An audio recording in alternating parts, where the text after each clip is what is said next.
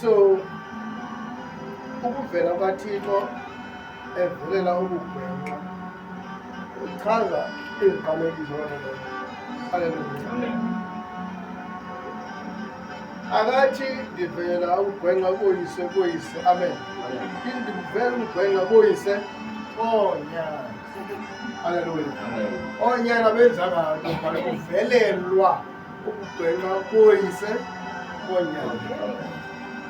Amen. Hallelujah.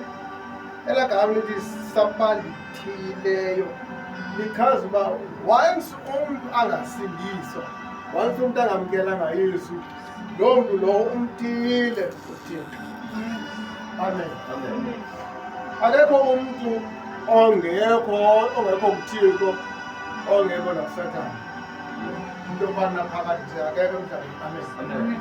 If umuntu kuThixo akekho kuSathane. Amen. Hallelujah. If akekho kuThixo kuSathane. Amen. Jesus. Nebhethri uzoyijonga ino-positive ne-negative. Amen. Amen. Amen. Kunokukhanya kunokumnyama emhlabeni. Haleluya. Jesus. Kunomoya oyingcwele nomoya omdaka emhlabeni. Amen. Amen. So ithi ngoba incwadi zikaYohane akamthumanga uyise unyana uba azomgweba ihlabathi. Amen. Amen. Umthume uba ihlabathi lisindiswe ngaye uYesu. Haleluya. Amen. Kodwa ngoku abathe bona abakholwa kuYesu sebegwetyiwe. Amen. Amen. Amen. Abakholiweyo bona banobomi obungaphakathi. Amen. Haleluya. Amen. Xa isithi ngoba bangakwazi ukuthi that means abekho kuThixo, that means basekufeni. Haleluya. Amen. Kanti xa kubuya unyana olahleka iBhayibhile wathi eseza wathi uyise yabona lo bekade file kodwa kwakuvukile. Amen. Amen. Wabe unyana lahleka engazangwangcwala. Amen. Engazangwagulugu. Amen. Amen. Kodwa uyise ebekade file ngokuvukile. Amen. That means bakhona abantu abafileyo kodwa bayaphila.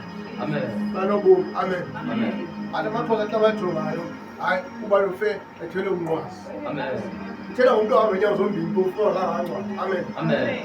Kungenxa iBhayibhile ithi bonke abangakholwanga kuye unyana batheni? Bafile. Amen. Haleluya. Amen. Ithi iBhayibhile futhi umvuzo wesono yintoni? Ukufa. That means njengeqhubeka sona nje wona kakayi-1 wafa kubona ngoku. Amen. Amen. Amen. Uyathi uzawuvuka ekufeni abuyele kuYesu. Amen. Haleluya. Amen. Ithi iBhayibhile thina sizalelwe phi? Esonweni. Amen. That means umuntu esekhona emhlabeni esengumntana emhlabeni esene-age encinci kube eyinto ezelwe ngumfazi imihlaka ifutshane.